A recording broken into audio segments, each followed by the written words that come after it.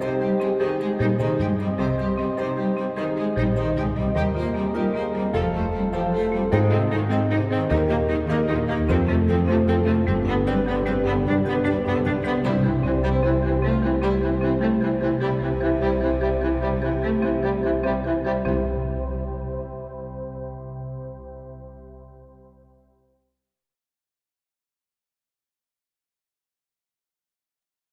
Bonsoir. à tous.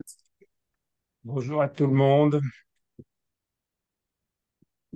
Bonjour à tous. On attend quelques minutes que tout le monde s'installe, que tout le monde arrive.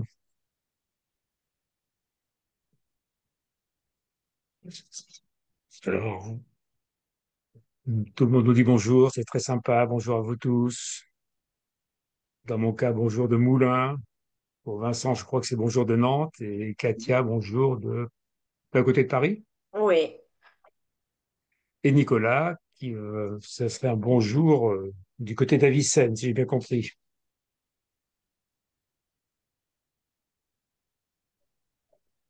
Voilà, Bonjour à ben, tous. vous êtes, bonjour Nicolas, vous êtes près de 900 inscrits et nous savons que ce webinaire sera vu en replay par encore beaucoup plus de professionnels et de personnes intéressées. Votre présence ce soir ou en replay, en fait, votre confiance nous mobilise et pour continuer à vous proposer ces moments d'information autour de thèmes professionnels, de thèmes de société qui touchent à l'enfance et à l'adolescence, comme celui de ce soir, de la guerre aux jeux, l'accompagnement des enfants traumatisés. Alors, je vais lancer de mon côté le PowerPoint, pardon.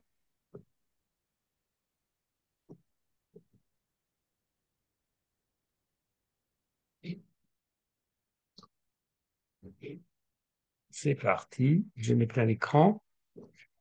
Excusez-moi. On démarre ça. Voilà, ce webinaire du 1er avril. Alors, nous accueillons Nicolas Bosque. Nicolas est psychiatre, psychologue clinicien, docteur en psychologie. Il est praticien hospitalier, oui, au sein du dispositif des mineurs de retour de zone d'opération, de groupements terroristes, au CHU Avicenne, Sciences publiques des hôpitaux de Paris. J'imagine que vous êtes quand même plusieurs, voire nombreux à le connaître déjà. Vous avez pu le voir sur France 5, sur le plateau du Monde en face, suite au documentaire Daesh, Les enfants fantômes, pour un débat avec plusieurs invités. Je me souviens de Marie Lozé, qui est avocate au barreau de Paris. Et puis, je terminerai cette courte présentation, parce que j'ai la chance de connaître Nicolas Bosque, et ça a peut-être un rapport avec sa pratique actuelle, en évoquant sa première vie de psychologue, en précisant qu'il a travaillé à Phnom Penh, au Cambodge, à Ho Chi Minh, ville au Vietnam, et longuement aussi à Tokyo, avec une prédisposition pour les langues. Voilà. Alors, ce webinaire, on a ici Katia et Vincent passeront au back-office pour vos questions, qui seront posées après à Nicolas Bosque, après une demi-heure à peu près de présentation. Un petit rappel habituel, ce webinaire est enregistré, vous verrez le replay le lendemain, le PDF aussi sera disponible, le PDF du PowerPoint, et puis qu'est-ce que je peux vous dire d'autre, c'est disponible environ un an. Nous ne délivrons pas d'attestation de formation, vous le savez, parce que c'est un webinaire gratuit, c'est pas possible de vous délivrer d'attestation. On vous conseille toujours de faire une copie de l'écran, une copie de votre inscription. Donc, accompagnez les enfants traumatisés. Vous n'hésitez pas, vous mettez vos questions dans le chat et Vincent et Katia les répercuteront. Voilà. De la guerre au jeu, je passe la main à Nicolas. Je me déconnecte. Merci beaucoup. Donc bonjour à tous. Merci beaucoup pour votre invitation. Je remercie Georges Cognier, je remercie Vincent Hamelot, je remercie Katia Thériault pour votre invitation et cette organisation. Alors par contre, je ne vois pas le PowerPoint. Si tu peux le lancer, tu vas en partager. Sinon, je Euh, le partage de mon côté. Non, non, mais sinon, bah, je vais le mettre. Ok, non, je vais le lancer de mon côté. Voilà. Ok, c'est bon. Donc, voilà, j'ai une demi-heure. Donc, Il je n'est vais pas à essayer. l'écran, hein. Pardon? Ton PowerPoint n'est pas à l'écran. Non. Et moi, je Dans la l'ai barre sur du mon bas, bureau. Et je pense que ça doit être diffusé via non. votre vidéo. Non, dans Zoom, il faudrait que tu appuies sur partager en bas une petite étiquette Ah, Zoom. donc c'est moi qui le partage. Oui, partager. D'accord. Tu vas le chercher, tu cliques et puis tu le lances en son format. Alors, où est-ce qu'il est? Ça doit être ça. Voilà. Voilà. Tu mets le grand format, mais Hop là. voilà. Et si tu peux mettre le plein écran avec le petit diaporama, là, le petit écran. Ouais. Ouais, voilà, exactement, je crois. Voilà, C'est parfait. bon? Ok. Alors, donc, je vais essayer d'être assez bref. J'ai une trentaine de minutes pour vous présenter bah, ces enfants dont on entend beaucoup parler, qui suscitent beaucoup de questions, beaucoup d'interrogations, beaucoup de craintes aussi, souvent infondées, hein. On les a qualifiés de bombes à retardement. Beaucoup d'inquiétudes, beaucoup de soins, beaucoup de questions. Et c'est une clinique, vous allez voir, qui est quand même très complexe, qui est très riche, qui est très hétérogène, qui est parfois très intense. Donc, voilà, vous présenter tout ça en 30 minutes, c'est un petit peu compliqué, mais voilà, je vais essayer de vous donner les principaux points et après, on aura l'occasion de discuter par des questions. Donc, pour vous présenter un peu ma présentation, je vais vous parler un tout petit peu de Daesh déjà pour que vous sachiez à quoi ces enfants ont pu être exposés. Ensuite, je vais vous parler du dispositif à Avicenne qu'on appelle le dispositif des enfants de retour de zone, de zone de guerre de groupements terroristes. Voilà. Ensuite, je vais vous parler du parcours de ces familles et enfin, on va réfléchir au niveau clinique.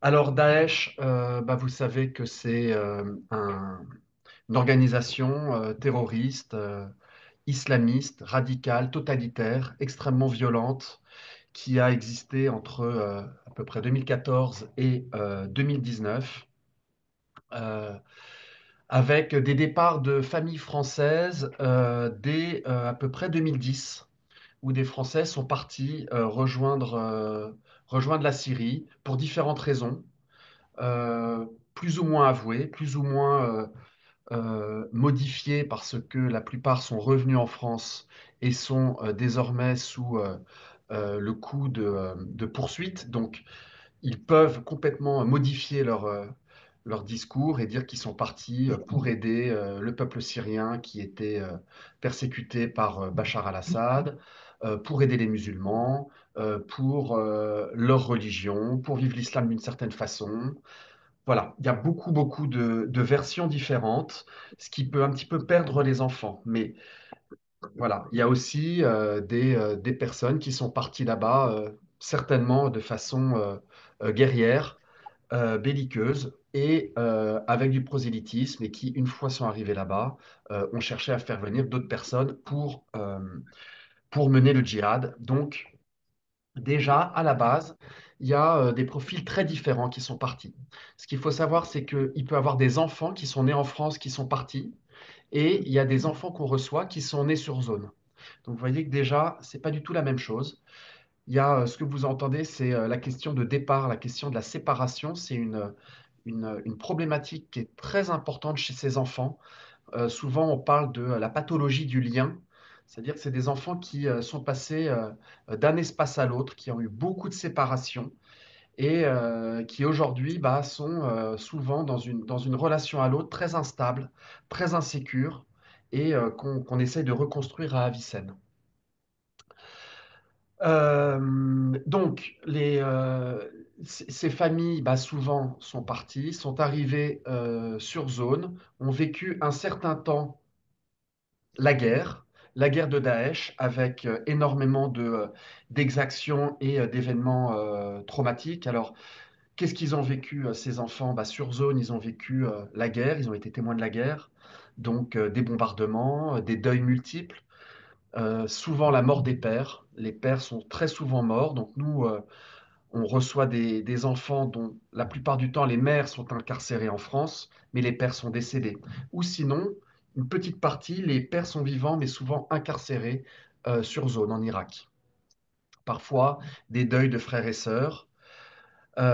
Ils décrivent les armes, ils décrivent des chars, ils décrivent des exécutions, ils peuvent décrire des choses extrêmement dures qui vont dessiner. Donc, je ne vais pas vous cacher, hein, et on va pouvoir parler de personnes pendues, de têtes sur des poteaux, des égorgements, des écrans géants avec des exécutions.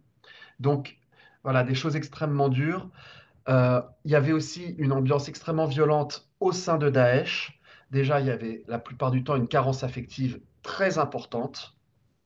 Et il y avait de la violence des adultes sur les enfants, avec de la maltraitance, des coups, euh, il y avait des enfants battus, il y avait parfois des parents qui entraînaient très durement leurs enfants pour en faire des petits soldats. Alors même si la notion de lionceau du califat qui a été parfois avancée par les médias, a priori, c'est une image, c'est une légende, il n'y a pas eu vraiment d'enfants soldats, a priori, mais il y en a qui ont été entraînés très durement. Et il y avait aussi beaucoup de violence entre les enfants eux-mêmes. Il y a eu aussi une sexualisation, des abus sexuels, des agressions sexuelles, de la pédophilie qui pouvait être fréquente entre les adultes de Daesh et les enfants, de l'inceste et parfois euh, des agressions sexuelles entre les enfants. En plus de ça, il y a eu des vies sur place extrêmement dures, le froid, la faim, la maladie, des incendies, et ainsi de suite. En 2019, il y a eu la chute de Baghouz. Donc, à ce moment-là, les femmes se sont enfuies. Les hommes, souvent, sont partis à un autre endroit. Les hommes ont été attrapés par les Kurdes ou l'armée syrienne et ils ont été séparés. Les hommes ont été incarcérés dans des prisons et les femmes et les enfants ont été placés dans deux très grands camps qui s'appellent le camp de Al-Hol et le camp de Roj, qui sont des camps qui sont dans la zone irako-syrienne et qui sont gérés par les Kurdes. C'est des camps extrêmement difficiles, des conditions très dures. Ce sont des tentes, comme vous voyez sur la photo en haut, avec un sol en terre, des détritus, des conditions d'hygiène extrêmement dures. Beaucoup d'enfants sont décédés de maladies, beaucoup de violence entre les femmes et les enfants sont revenus ensuite en France avec un protocole qui s'appelle le protocole Cazeneuve, où quand les familles, c'est-à-dire les mères, étaient d'accord de revenir en France, eh ben, elles revenaient en France.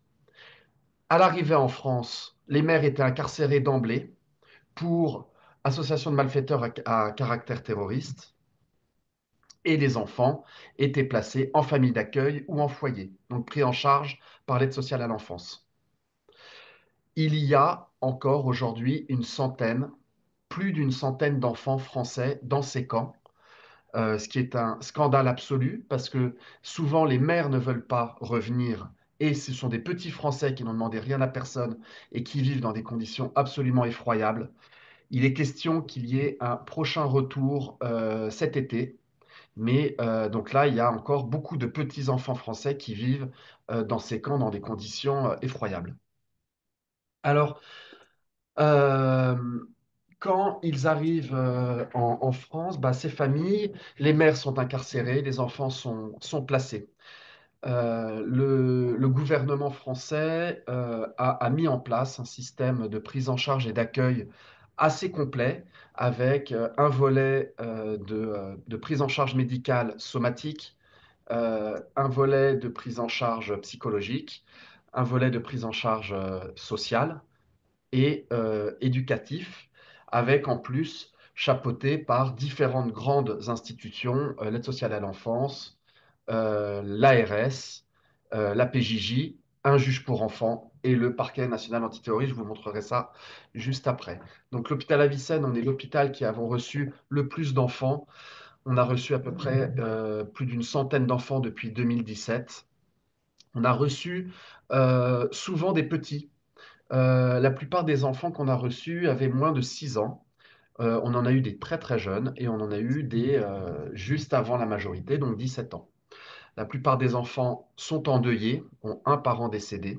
Et on a une équipe avec un psychiatre, moi, trois psychologues cliniciens, un psychomotricien et une orthophoniste. Et vous allez voir que ces enfants ont besoin de beaucoup de soins. Donc voilà, on fonctionne un petit peu finalement comme un mini CMP, un mini SMPP.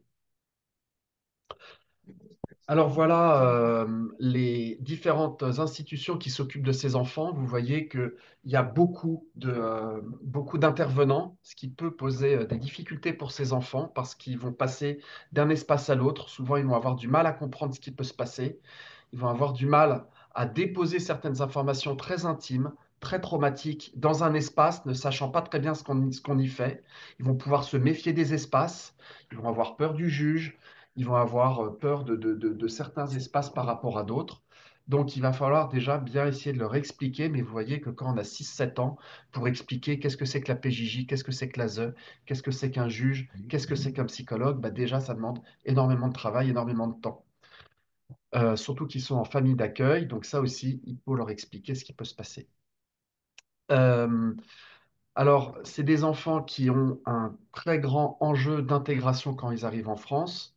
On va voir après au niveau clinique, c'est des enfants qui arrivent la plupart du temps endeuillés, souvent traumatisés, souvent avec un retard de scolarisation important, parfois avec des symptômes physiques euh, et tout un ensemble de symptômes psychopathologiques. Et en plus, ils arrivent dans un nouveau pays avec l'intégration dans une école, dans une famille d'accueil, où ils vont avoir une maman incarcérée, donc une nouvelle séparation à leur arrivée en France. Je précise que les mères gardent l'autorité parentale, donc les mères suivent, enfin la plupart du temps gardent l'autorité parentale, donc les mères suivent l'évolution de leur enfant et sont informées des grandes décisions à prendre et donnent leur accord. Il y a des visites des mères en prison. Parfois, les mères sont incarcérées dans des prisons en province qui demandent des déplacements et qui sont longs et des audiences auprès de la justice. Donc, c'est des enfants qui, voilà, qui sont obligés de passer d'un espace à l'autre. On essaye de s'arranger au niveau des horaires, au niveau de l'école, pour pas que ça soit trop lourd, mais ça reste assez difficile pour eux. Ça prend du temps, ça prend de l'énergie, ça pose beaucoup de questions, donc une prise en charge, une prise en soin qui est assez lourde. Alors, à leur arrivée, d'emblée, ils ont un bilan somatique à l'hôpital, dans un service de pédiatrie. C'est des enfants qui arrivent et qui sont souvent dans un état physique assez dégradé, avec des problèmes dentaires. Ils ne sont pas vaccinés, ils peuvent avoir des problèmes de peau, des parasitoses, et ainsi de suite. Parfois, ils sont blessés. Parfois, alors assez rarement, mais il nous est arrivé d'avoir des enfants très blessés avec des plaies ouvertes euh, et qui ont ensuite demandé de la chirurgie. Ensuite, parallèlement à la prise en charge somatique, ils viennent à Avicenne. Et à Avicenne, il y a, pendant les 3 premiers mois, une évaluation psychologique. Donc, on va évaluer à peu près avec une séance par semaine avec un psychologue clinicien. On va évaluer le fonctionnement de l'enfant et ensuite on va faire des recommandations et systématiquement on propose et on demande une prise en soin qui suit, c'est-à-dire un suivi psychothérapeutique. Et donc ces enfants, bah, ce sont des enfants qu'on va suivre une fois par semaine à Avicenne, donc ils vont être accompagnés par les familles d'accueil ou par les éducateurs des foyers et qui vont avoir tout un travail sur plusieurs années avec les psychologues cliniciens et, si besoin, avec le psychomotricien et la psychomotricienne, pardon, et l'orthophoniste. Alors, au niveau clinique, donc en fait, chaque accueil est très singulier. Euh, on ne va pas pouvoir faire un profil type de ces enfants. Ça va dépendre évidemment du temps qu'ils ont passé sur zone, de la situation familiale, de ce qu'ils ont pu vivre sur zone. Euh, Il n'y a pas. Ce qu'on peut voir, c'est qu'il y a plusieurs catégories d'enfants. Il y a des enfants qui peuvent arriver et qui semblent fonctionner assez bien, avec pas vraiment de symptômes bruyants ou des symptômes assez cachés, je vais vous dire un peu lesquels après, un peu discrets. Et souvent, ce sont des enfants qui, petit à petit, vont exprimer progressivement des difficultés, des symptômes, soit naturellement, parce qu'au début, ils arrivent avec une espèce de volonté de contenir un peu toute cette souffrance, et petit à petit, avec la confiance, avec le thérapeute, avec l'investissement de l'espace thérapeutique, ils vont se permettre d'exprimer petit à petit les choses. Ou sinon, il va y avoir aussi des difficultés qui vont apparaître au fil de leur intégration ici, c'est-à-dire avec leur présence à l'école, à l'apprentissage, aux éventuelles difficultés d'apprentissage qu'ils vont avoir, face aux visites au parloir, aux rencontres avec la famille élargie. Je ne vous en ai pas parlé, mais la famille élargie, c'est une composante très importante parce que souvent, les grands-parents sont en France. Les grands-parents, la plupart du temps, demandent à voir les enfants ou à accueillir des enfants chez eux. Voilà. Et il y a tout un travail de mise en lien progressive de ces enfants avec les grands-parents. Ça se passe bien, souvent, mais parfois c'est plus compliqué parce que ce sont des enfants qui sont très symptomatiques. Et donc parfois les grands-parents sont eux-mêmes endeuillés parce qu'ils ont perdu un fils ou une fille. Parfois, ils sont un petit peu âgés et en fait, ils ne se rendent pas compte, mais ils vont accueillir un enfant qui est très perturbé et ça va être difficile à la maison. Donc, parfois, les séjours dans la famille élargie est un petit peu compliqué. Et vous avez peut-être vu dans la presse, en fait, il y a des articles autour de ça et des grands-parents critiquent le choix de la France de placer les enfants en famille d'accueil et en foyer et disent que d'emblée, ils devraient être chez eux.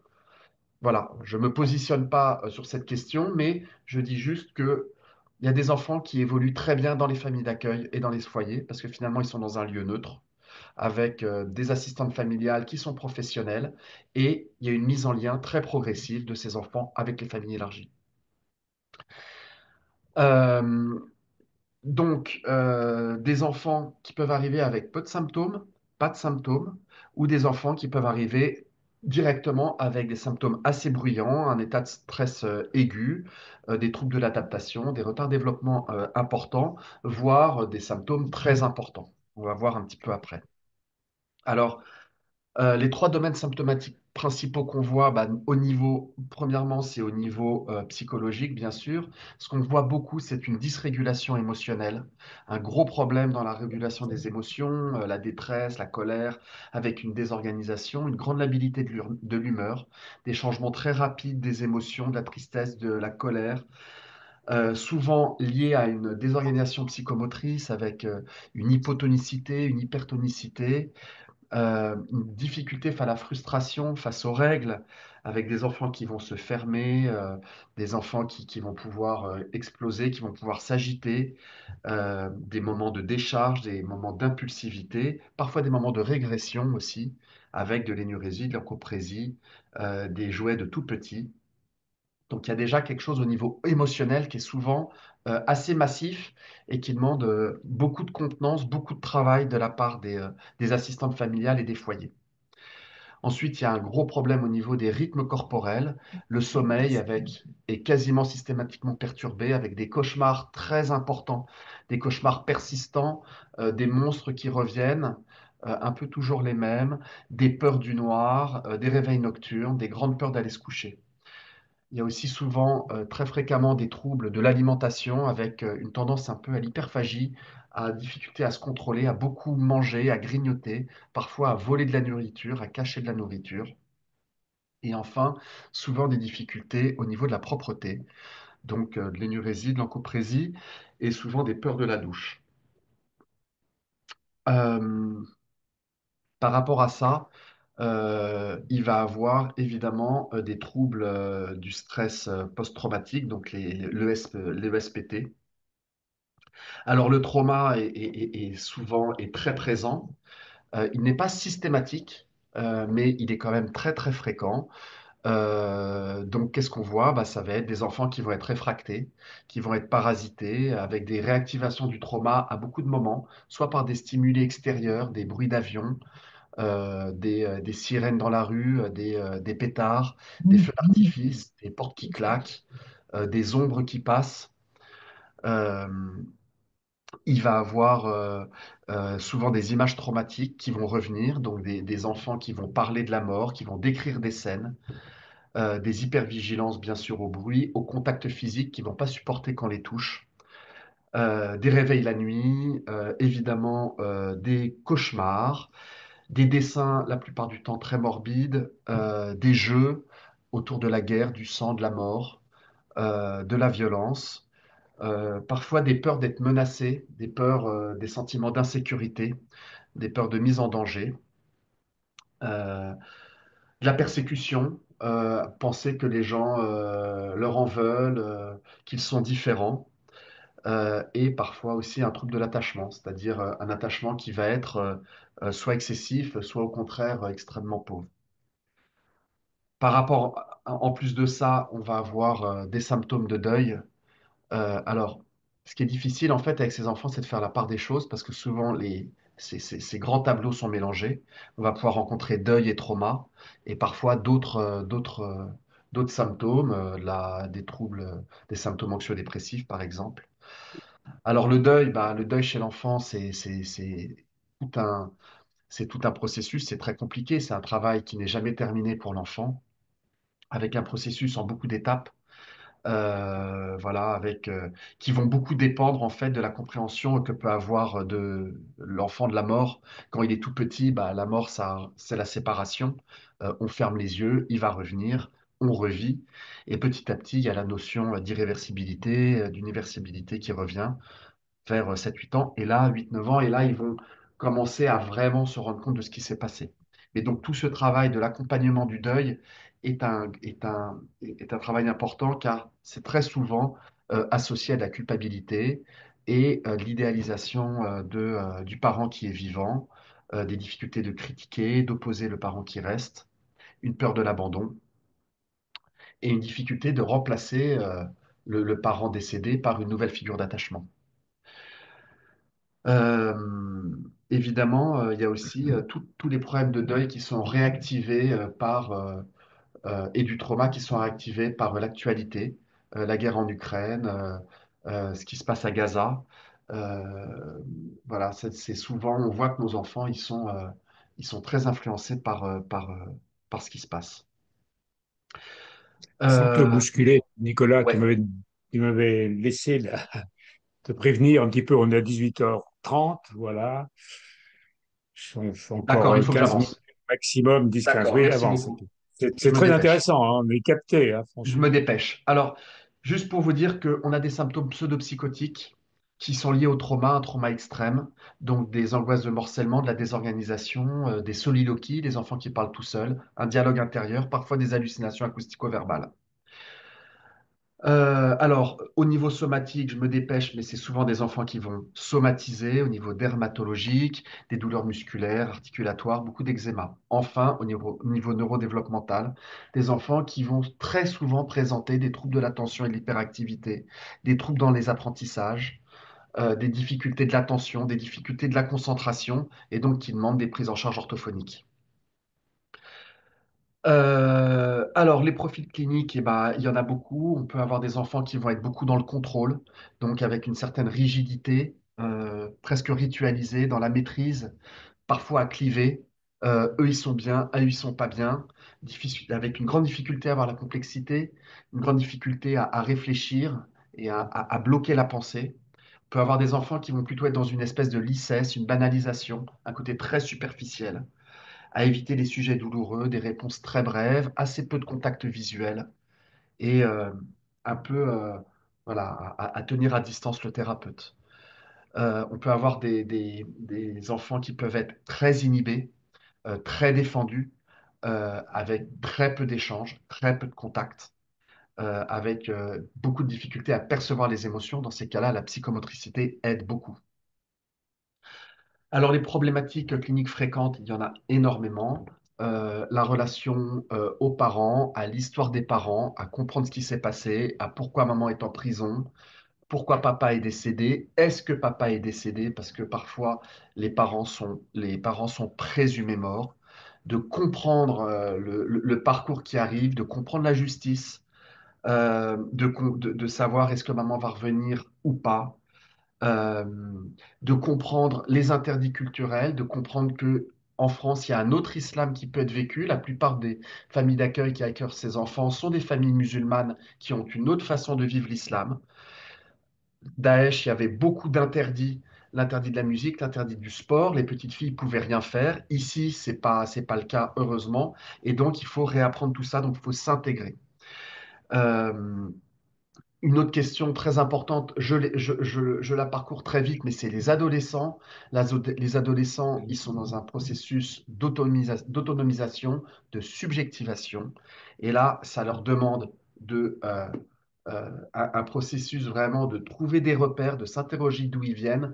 Et là, ce sont des étapes qui sont très compliquées pour nos petits patients parce que bah, souvent, ils ont beaucoup de mal à, à accepter l'histoire de leurs parents, de leur famille.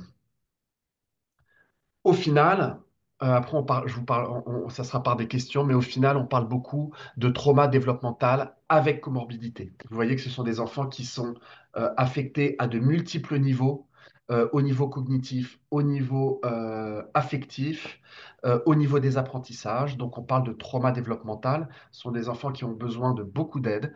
Il y a beaucoup d'enfants qui vont bien, qui se saisissent énormément de l'aide qui leur est donnée, mais au bout d'un certain moment, euh, souvent, on voit que c'est assez fluctuant et ils peuvent avoir des bonnes phases de progression et après rencontrer des difficultés, voilà, liées à leur histoire. Donc, c'est pas du tout, c'est à la fois pas une prise en charge linéaire et en même temps, c'est pas du tout quelque chose de extrêmement difficile tout le temps. Il y a beaucoup de progrès, il y a beaucoup d'avancées et parfois il y a des difficultés massives qui apparaissent et souvent qui disparaissent. Donc, c'est une prise en charge qui est très vivante, qui est très fluctuante, qui varie beaucoup. Alors, je vais vous montrer quelques productions. Donc, voilà un petit enfant de 6 ans. Donc, vous voyez que en dessin libre, il va tout de suite dessiner des choses extrêmement agressives avec ces monstres-là qui le menacent. Cet enfant, il a une particularité, c'est qu'il dessine des petits enfants dans les yeux des monstres. Voilà, avec des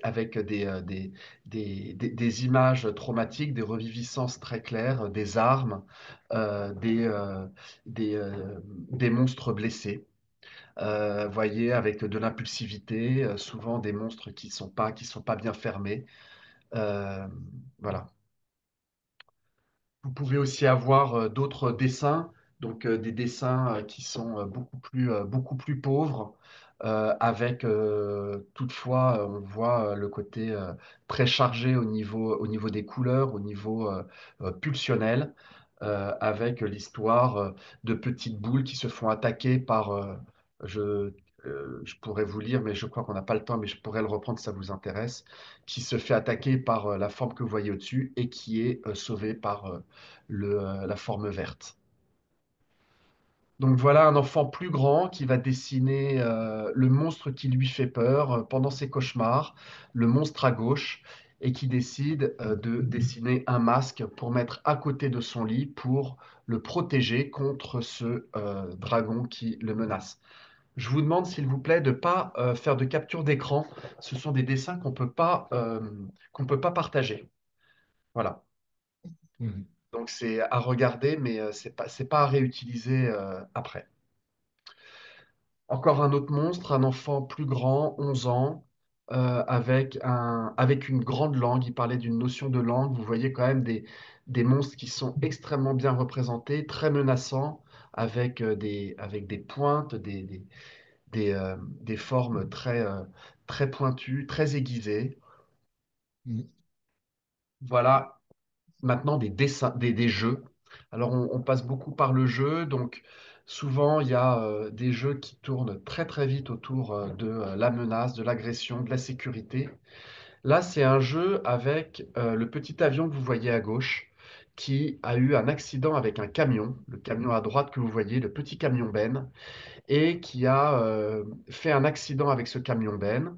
Et les trois voitures de police, ambulance et de pompiers sont allées le retrouver et vont le passer devant le tribunal. Donc c'était un jeu autour de la notion de tribunal, de réparation, et il va aller en prison. Et la prison, c'est la partie que vous voyez en bas.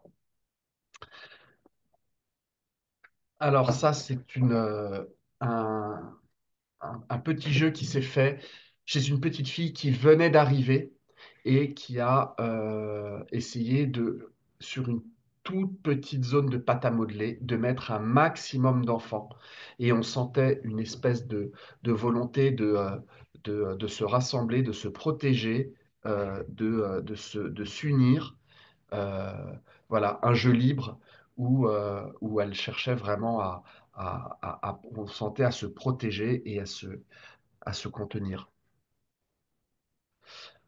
Un garçon plus grand autour de la mort, une machine pour aller voir les personnes qui sont mortes. Voilà, donc souvent c'est des jeux qui se font à travers un échange.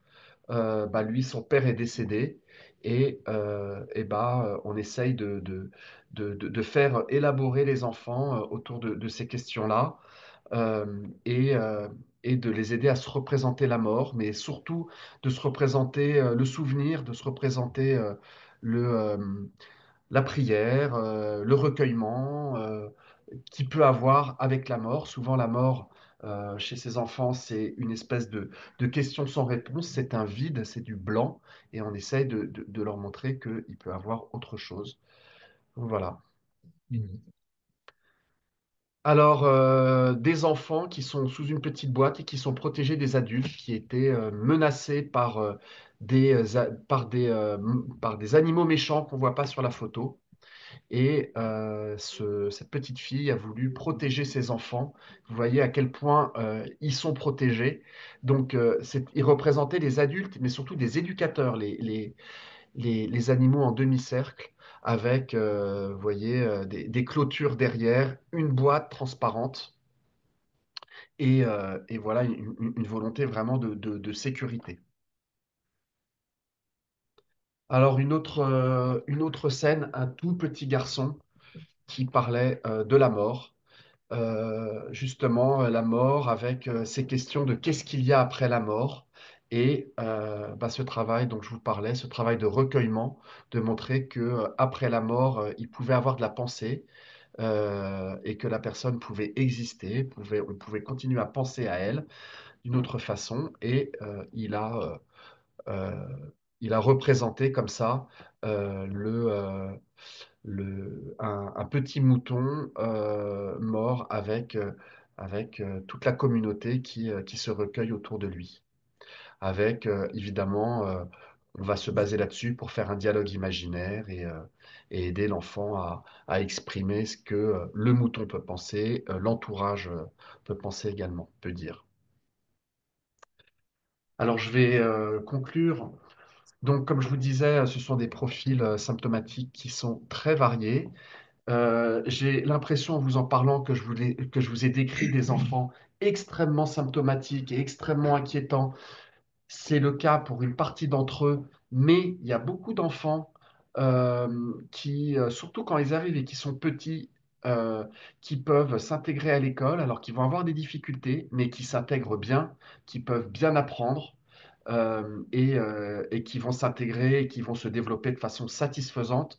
Donc, vraiment, notre prise en charge fonctionne, la psychologie, la prise en charge psychothérapeutique fonctionne avec ces enfants. Ils ont, entre guillemets, de la chance car ils ont accès à des psychologues de façon hebdomadaire, à des psychomotriciens. Souvent, ils sont dans des écoles adaptées, les UPE2A. Quand ils sont en difficulté d'apprentissage, ils vont dans des classes Ulysse. Donc, ils ont quand même beaucoup de structures qui leur proposent des prises en charge adaptées et ils s'en saisissent et on arrive à les faire avancer. Évidemment, vous l'imaginez bien, tout leur parcours, même si il peut bien se passer, va être émaillé de difficultés occasionnelles liées à leur développement, liées à des difficultés qu'ils peuvent rencontrer une fois en France. Les maires sont, par exemple, en ce moment, il y a des procès, sont jugés, donc il y a les peines qui tombent. Les maires ont souvent des peines sévères, entre 5 et 10 ans de prison, et donc ça, bah, les enfants vont devoir affronter ces nouvelles épreuves. Ils ont besoin de soins intensifs et multiples. La plupart du temps, ils évoluent rapidement. Et assez souvent, il y a quand même des persistances de difficultés. Alors, des difficultés parfois, la plupart du temps, qui ne sont pas extrêmement handicapantes. Les enfants arrivent à continuer leur intégration. Parfois, c'est des difficultés très importantes où ça ne tient plus. Et dans ces cas-là, mais c'est pas du tout pour une majorité, mais c'est quand même à mentionner parce que c'est pas non plus très rare. Il peut y avoir des prescriptions de traitement, la plupart du temps des traitements anxiolytiques type hydroxysine qu'on va donner soit en si besoin, soit en systématique pour les apaiser. Il peut aussi avoir des antidépresseurs. Ces enfants, très souvent, par contre, ont des traitements pour dormir de type mélatonine. Et de façon exceptionnelle, mais c'est arrivé, il peut avoir des hospitalisations qui sont évidemment pas une punition, mais plutôt on va leur expliquer, et c'est surtout une mise à l'abri, c'est souvent des hospitalisations de répit, et pour les petits qu'on a hospitalisés, ça leur a fait beaucoup de bien de les retirer de leurs préoccupations et de vivre. Alors, c'est des hospitalisations souvent longues, hein, au minimum 3 semaines, un mois et souvent 2 mois, où ils ont des cours à l'hôpital et ça leur permet vraiment d'être contenus et de sortir et de reprendre leur vie ensuite de façon beaucoup plus satisfaisante. Voilà. Avant de finir, je voulais vous rappeler qu'il y a encore beaucoup d'enfants français dans cette région et donc on s'attend à recevoir à peu près 200-300 enfants français cet été, on verra. Alors, on va pas tous les recevoir à Vicenne parce que ces enfants, ils sont dispatchés en France. Donc, nous, on risque d'en avoir un certain nombre, mais ensuite, ils peuvent être envoyés à Nice, à Toulouse, dans euh, dans différentes régions, soit dans des pris en charge comme nous, dans des unités de pédopsie spécialisées dans le psychotrauma, ou sinon pris en charge dans des CMP avec souvent ces CMP qui sont en lien avec les centres de référence de psychotrauma pour les aider dans leur prise en charge.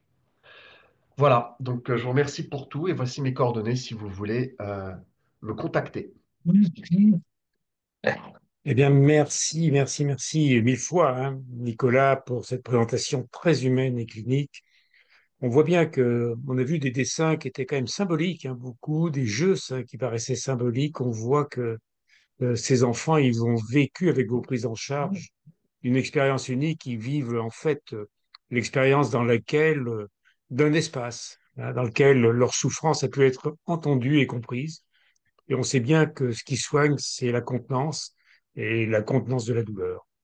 Et la contenance, la douleur est contenue lorsqu'elle est comprise. Eh bien, on va passer aux questions. Il y en a beaucoup, hein. On va laisser la parole à Vincent et Katia. Il nous reste 15 minutes pour les questions. Merci beaucoup, hein. Allez-y, Vincent. On a effectivement beaucoup de retours de personnes, notamment, qui disent que effectivement ça nécessiterait plus de temps. On aimerait vous entendre plus longtemps sur tous ces sujets-là. Il y a une question à la suite de ces 3 mois de suivi en psychothérapie. Qu'est-ce qui se passe pour ces enfants? Est-ce qu'il est possible qu'ils restent plus longtemps dans votre unité? Vous y avez un peu répondu. Il y a des hospitalisations plus longues, hein, c'est ça?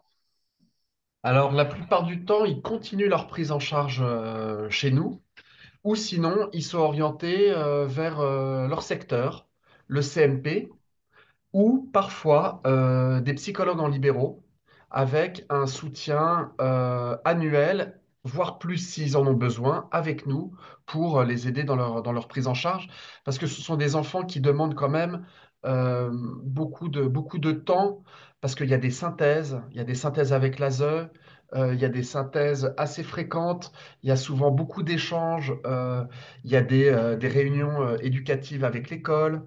Il y a des visios parfois qui se font avec les mères, donc c'est beaucoup de travail. Et pour les libéraux, parfois c'est un petit peu dur. Donc il y en a qui acceptent, il y en a qui préfèrent pas. Donc, soit ils sont suivis chez nous, soit au CMP, soit parfois en libéral. Mais la plupart restent pris en charge. Il y a une question qui se pose, c'est que souvent à l'adolescence, les enfants, comme c'est souvent le cas, mais beaucoup chez nous, remettent en cause notre prise en charge et ne veulent plus venir. Et là, c'est difficile. Donc souvent, il y a un nouveau type de prise en charge où on change complètement notre cadre. Il n'y a plus de prise en charge en duel, mais parfois, on va les orienter vers des groupes thérapeutiques. Je ne vous en ai pas parlé, mais ça marche bien pour les adolescents, des groupes thérapeutiques à médiation, du psychodrame, et pour les faire passer dans un autre type de travail qui est souvent moins stigmatisant pour eux. Si, alors effectivement, on a eu des questions à la fois sur l'accueil, si quel type d'enfants étaient accueillis, si c'était uniquement des enfants de parents français ou si vous accueillez aussi des enfants qui viennent de là-bas mais d'autres nationalités. Et toujours concernant l'accueil, hein, je commence par ça, mais est-ce qu'il y a l'architecture a été pensée aussi, c'est-à-dire les bâtiments, les locaux, etc. Et on viendra aux autres questions après. Alors nous, on reçoit que des enfants français.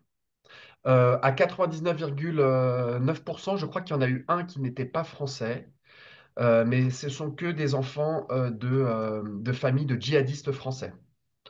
Voilà. Alors, est-ce que les locaux ont été pensés? Bah, malheureusement, non. On est dans un bâtiment à Avicenne. Alors, voilà, moi je trouve qu'on a quand même des conditions de travail qui sont pas si mal. Vous voyez, j'ai mon bureau, j'ai mon bureau avec ma petite maison au fond, avec mes petits jouets, ma petite table de dessin. Donc moi j'ai un endroit qui est assez adapté pour travailler. Les psychologues aussi.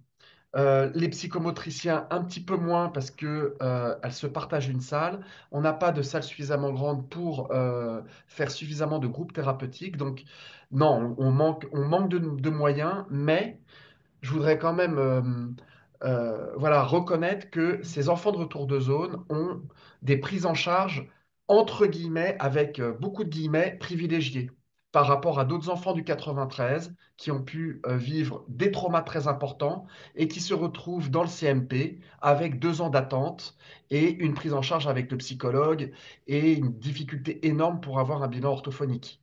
Nous, dès qu'ils arrivent, ils sont pris en charge, ils ont une prise en charge hebdomadaire, un bilan orthophonique, un bilan psychomote, et voilà, ils ont quand même des soins qui sont immédiats et constants. Locaux. Est-ce que les thérapies qui sont adaptées au trauma, comme le MDR ou l'ICV ou la thérapie des processus cognitifs, ont des résultats aussi sur ces enfants ou est-ce que c'est pas spécialement ce qu'on vise? Alors, c'est quelque chose qu'on peut faire. C'est pas quelque chose qu'on fait très largement. C'est vraiment en deuxième, voire troisième intention, les prises en charge EMDR, ICV. Euh, Ces petits-enfants, ils ont des prises en charge assez classiques en fait à la base, basées sur le jeu, sur le dessin, sur les histoires, sur certaines médiations. Le très gros travail qui se fait, en fait, ça va vraiment être un travail, ce que disait Georges Cognier, c'est de contenir la douleur. À partir du moment où il commence à apprivoiser cet espace, tout de suite, il y a des choses qui peuvent s'exprimer. C'est ça le but. Alors, avant de se lancer dans des techniques, les techniques, on va les utiliser quand vraiment il y aura cette première phase de prise en charge qui est longue, qui est lente, qui est progressive, mais qui marche bien. C'est quand vraiment, après plusieurs années, on voit qu'il y a encore beaucoup de symptômes d'intrusion du psychotrauma qu'on pourra orienter vers de l'EMDR, par exemple.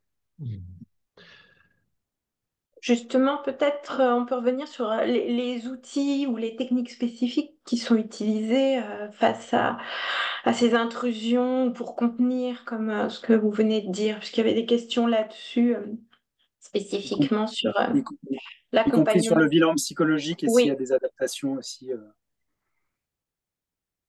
Alors non, alors il existe des échelles de psychotrauma pour les enfants, mais on les utilise assez peu.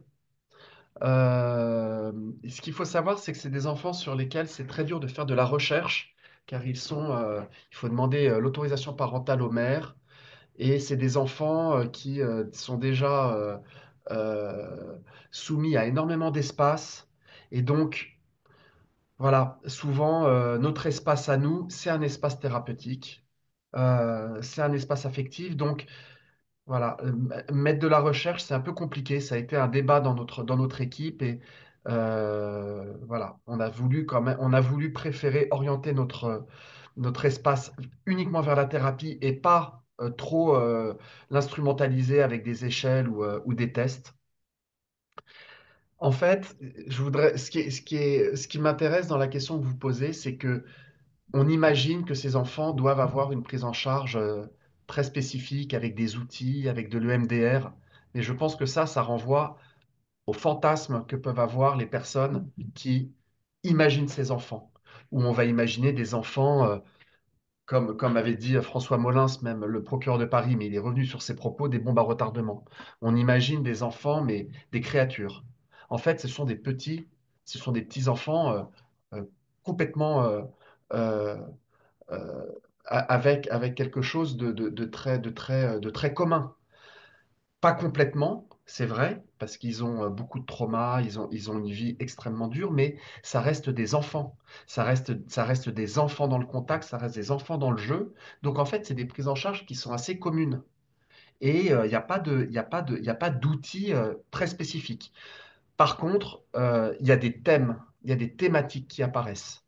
Donc, c'est des prises en charge assez générales, avec, comme avec un enfant de son âge, des petits jouets, des petits caplas, des petits animaux, des petites voitures, du dessin, une maison, du jeu symbolique, une dinette, des poupées. Mais il y a des thématiques qui vont apparaître assez fréquemment. Voilà, des thématiques autour de la mort, autour de la violence, autour de scènes traumatiques qui vont revenir autour de loyauté par rapport aux parents. Souvent, ce sont des enfants qui n'osent pas parler, donc qui vont avoir des discours un peu discordants, vont vous dire une fois quelque chose et à la fin vont dire complètement l'autre chose parce que ils imaginent qu'il y a des choses qu'ils ne peuvent pas révéler, des mauvais traitements qu'ils ont pu vivre sur zone, ils ont peur de les dire parce qu'ils ont peur que ça soit ensuite retenu contre leur mère par rapport au procès. Donc, c'est plus ces problématiques qui sont assez prégnantes dans les prises en charge. Il y a une question sur quand le sentiment de menace est exprimé par l'enfant dans le jeu, comment est-ce que vous amenez, peut-être progressivement, j'imagine, une sensation de sécurité chez ces enfants? Bah, assez classiquement, c'est-à-dire on va déjà mettre des mots, on va verbaliser, on va essayer de, lui aussi de l'aider à exprimer cette menace. Et souvent, on va faire des jeux thérapeutiques avec des issues thérapeutiques. Donc, on va essayer de mettre en place des issues dans le jeu qu'il n'avait pas forcément imaginé. C'est-à-dire que vous pouvez avoir des enfants qui ne vont pas du tout imaginer ou concevoir que l'adulte peut être protecteur. Parce que dans leurs habitudes, l'adulte, il était au contraire persécuteur, il était agresseur. Et donc, leur faire comprendre une fois, deux fois, trois fois que quand il y a un problème, il y a l'adulte. Quand il y a un problème, il y a des solutions. Voilà. Donc ça, c'est des choses qu'on va faire à travers le jeu. C'est des choses qu'on va pouvoir aussi faire à travers le dessin. Donc le dessin, nous, on fait beaucoup de dessins à deux. Le dessin, par exemple, le dessin Squiggle. Euh, donc, euh, euh, les dessins qu'on va faire à deux, où il va commencer. Alors, on peut faire des dessins cachés aussi, c'est-à-dire qu'on fait une forme, on demande à l'enfant d'imaginer ce que c'est. Et on avance progressivement, on rajoute quelque chose et on voit assez vite que l'histoire va dégénérer vers quelque chose de violent et on essaye au maximum soit de laisser exprimer la violence en mettant des mots, soit en essayant d'orienter le dessin vers une autre issue. Euh, et voilà, si vous voulez, de temps en temps, vous avez des dessins comme ça extrêmement violents. Donc ça, c'est un dessin caché. Vous voyez, ça avait commencé avec cette petite forme. Et ensuite, l'enfant rajoute des dessins très pulsionnels. Donc ça aussi, vous voyez, ça, c'est un dessin caché. Alors ça, c'est assez intéressant. Vous voyez, au début, ça a commencé par ça. L'enfant a dit que c'était une petite mouche, donc a mis un œil et des petites antennes. Et ensuite, a imaginé qu'il y allait avoir une fenêtre et que la mouche allait frapper la personne, tomber dans une tarte. Et nous, on a toujours essayé de éviter que cette pauvre petite mouche ait un destin tragique. Et en fait, l'enfant a voulu absolument que cette petite mouche meure. Donc, elle a foncé dans la personne dans la fenêtre. Elle est tombée dans la tarte et ensuite la personne est tombée dans la tarte.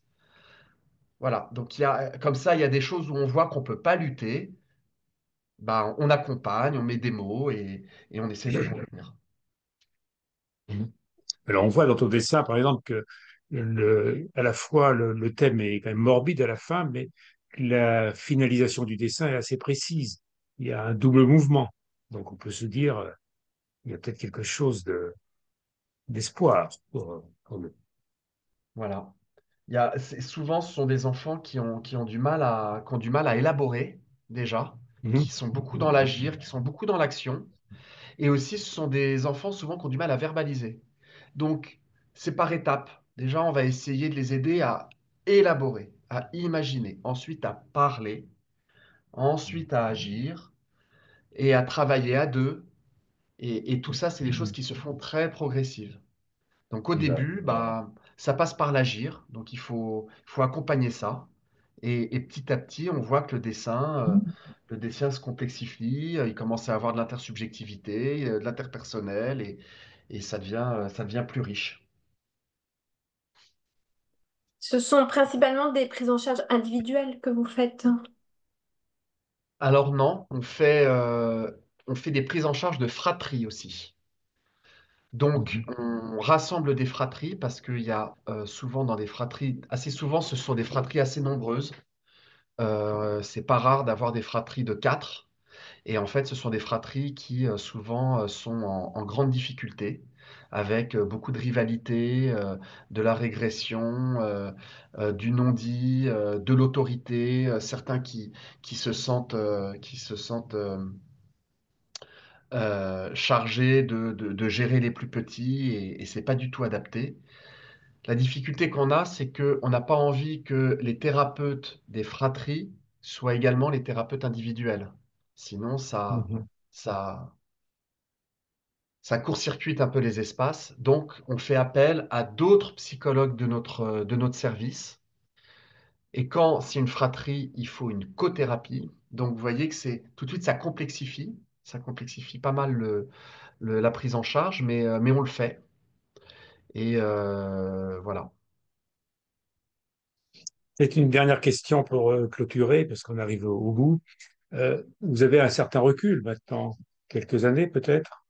Et est-ce que vous voyez une question qui a été posée, est-ce que il y a un effet qui vous soutient, du coup, l'équipe se dit on ne travaille pas pour rien.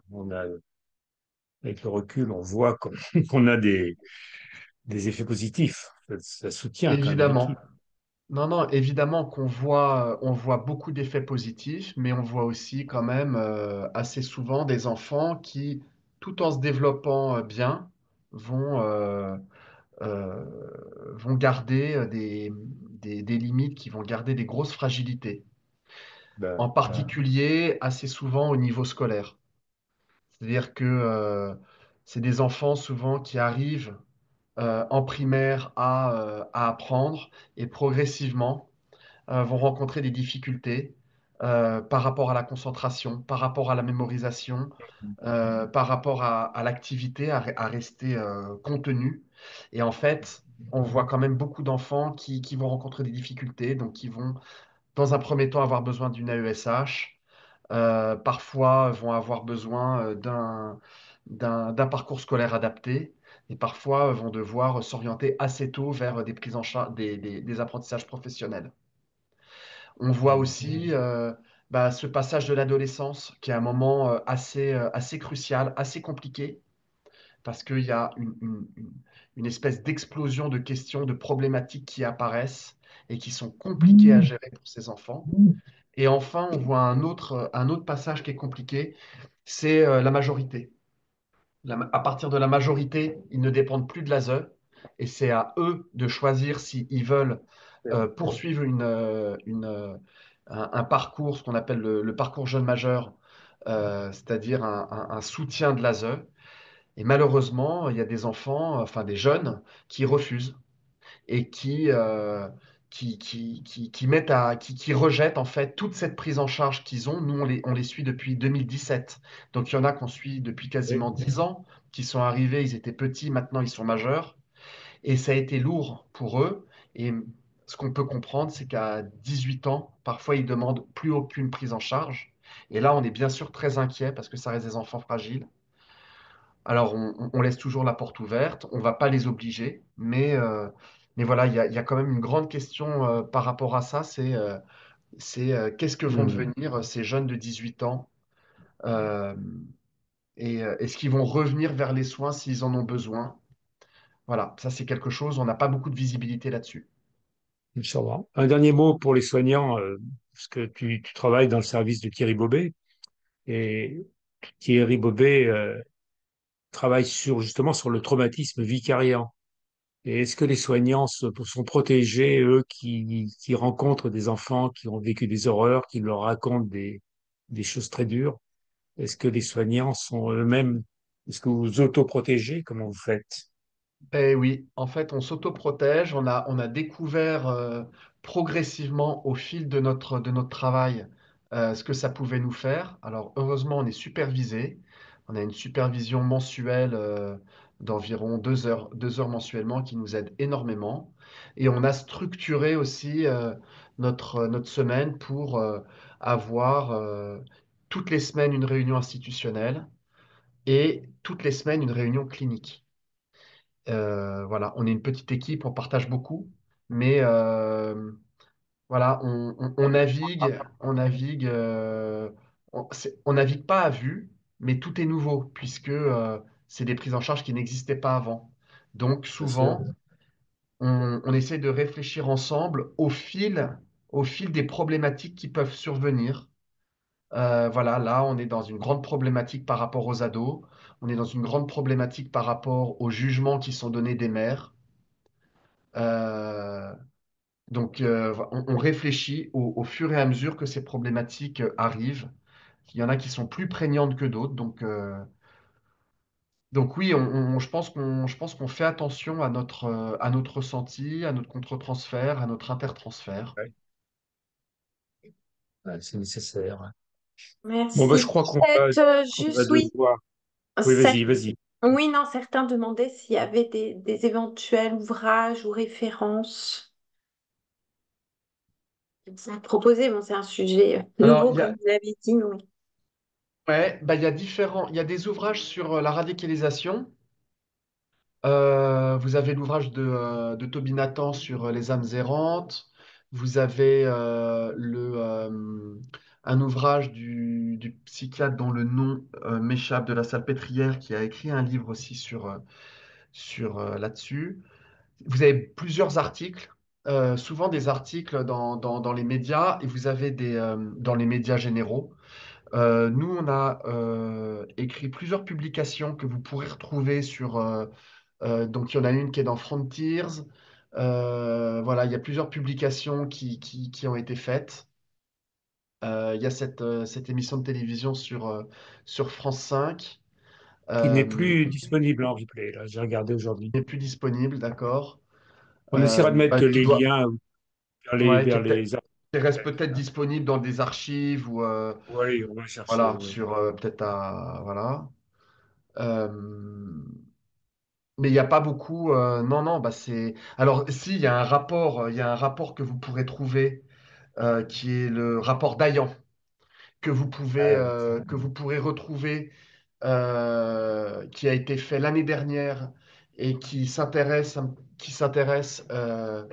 à tout ce dispositif, mais de façon très large, c'est-à-dire à la fois aux parents, aux enfants, aux soignants, aux acteurs de la prise en charge. Ça, c'est un rapport qui est intéressant. Merci. Vraiment, vous avez beaucoup de Mhm. remerciements dans le chat pour la qualité de Je vous votre remercie beaucoup. intervention. Non, c'est beaucoup. Les Merci à participants vous. ont l'air d'avoir beaucoup apprécié, hein, et nous aussi. Merci beaucoup pour votre invitation. Un dernier mot pour dire que présenter le prochain webinaire le 29 avril 2025 d'Anna Malika Kambla, pardon, sur la régulation émotionnelle chez l'enfant et son évaluation. Voilà. Ben encore merci Nicolas Bosque pour cette intervention très très riche, hein, et qui fait réfléchir, hein, ce que disent à peu près tous les participants. On a vu beaucoup de remerciements, comme le disait Katia. Et on va donc clôturer là. Oui, merci. Avec la possibilité peut-être d'un grand webinaire. C'est en tout cas une Je demande sais qui a pas, on été va faite. réfléchir, c'est ce C'est que ça. les participants semblent demander, qu'on en fasse un peu plus. Donc, très bonne Merci soirée à beaucoup. toutes et à tous et merci de Très votre bonne présence. soirée. À bientôt. Au revoir.